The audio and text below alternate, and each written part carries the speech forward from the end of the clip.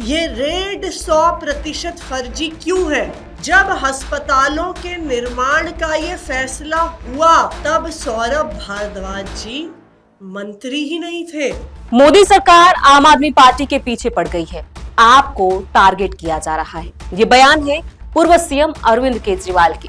दरअसल आम आदमी पार्टी के नेता और पूर्व मंत्री सौरभ भारद्वाज के 13 ठिकानों पर ईडी छापेमारी कर रही है। उनके घर पर भी रेड चल रही है। आप सरकार के दौरान स्वास्थ्य ढांचे से जुड़ी परियोजनाओं में बड़े पैमाने पर भ्रष्टाचार का आरोप लगाते हुए मामले में पूर्व स्वास्थ्य मंत्रियों सौरभ भारद्वाज और सत्येंद्र जैन के खिलाफ ईडी ने जुलाई में केस दर्ज किया था। नमस्कार, मैं हूं प्रियांशु और आप देख रहे हैं नवभारत लाइव। दरअसल आपके कार्यकाल के दो स्वास्थ्य मंत्री सौरभ भारद्वाज और सत्येंद्र जैन की भूमिका 5,590 करोड़ रुपए के कथित घोटाले में जांच के दायरे में है। ईडी के मुताबिक 2018 से 19 में आम आदमी पार्टी सरकार ने 24 अस्पताल परियोजनाओं को मंजूरी दी थी। योजना थी कि 6 महीने के भीतर आईसीयू अस्पताल तैयार किए जाएंगे, लेकिन दावा है कि अब तक काम पूरा नहीं हुआ, जबकि 800 करोड़ रुपए से ज्यादा खर्च हो चुका है। अब तक सिर्फ 50% काम ही पूरा हुआ है। ईडी ने यह भी पाया कि दिल्ली सरकार के लोकनायक अस्पताल में निर्माण लागत 488 करोड़ रुपए से बढ़कर 1,135 करोड़ रुपए तक पहुंच गई। एजेंसी का आरोप है कि कई अस्पतालों में बिना सही मंजूरी के ही निर्माण कार्य शुरू कर दिए गए। एसीबी ने अपने बयान में कहा था कि साल 2018 और 19 में अस्पताल परियोजनाओं को मंजूरी दी गई थी, जिसमें 11 ग्रीनफील्ड और 13 ब्राउनफील्ड प्रोजेक्ट शामिल थे।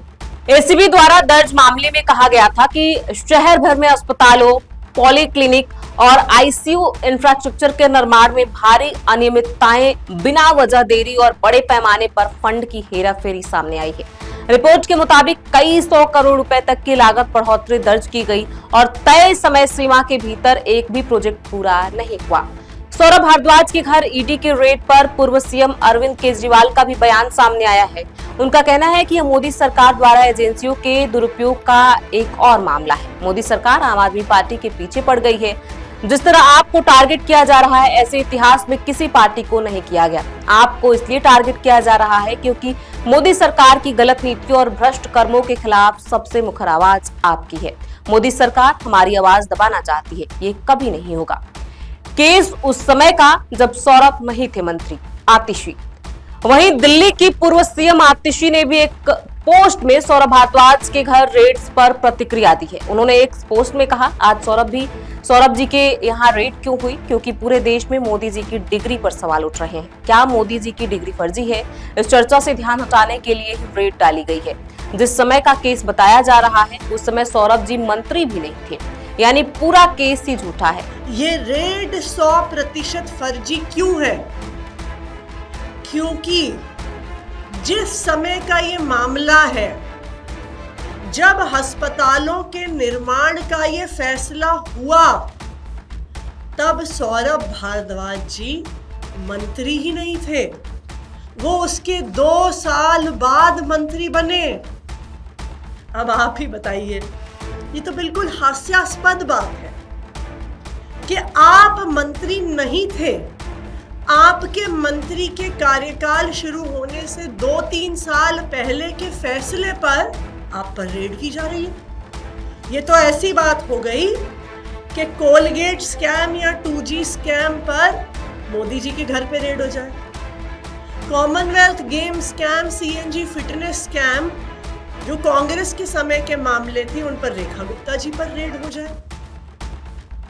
तो इसलिए ये बिल्कुल साफ है कि ये रेड बिल्कुल फर्जी है।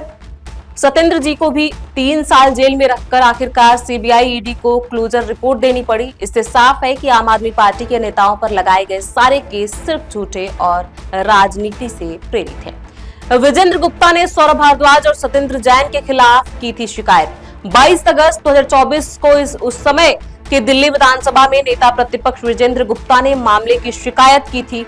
इस शिकायत में GNCTD के तहत चल रही कई स्वास्थ्य से संबंधित परियोजनाओं में गंभीर अनियमितताओं और संदिग्ध भ्रष्टाचार की ओर इशारा किया गया था। शिकायत में पूर्व स्वास्थ्य मंत्री सौरभ भारद्वाज और सत्येंद्र जैन का नाम लिया गया था। उन पर परियोजनाओं के बजट में सुनियोजित हेरफेर, सार्वजनिक धन के दुरुपयोग और निजी ठेकेदारों के साथ मिलीभगत के आरोप लगाए गए थे।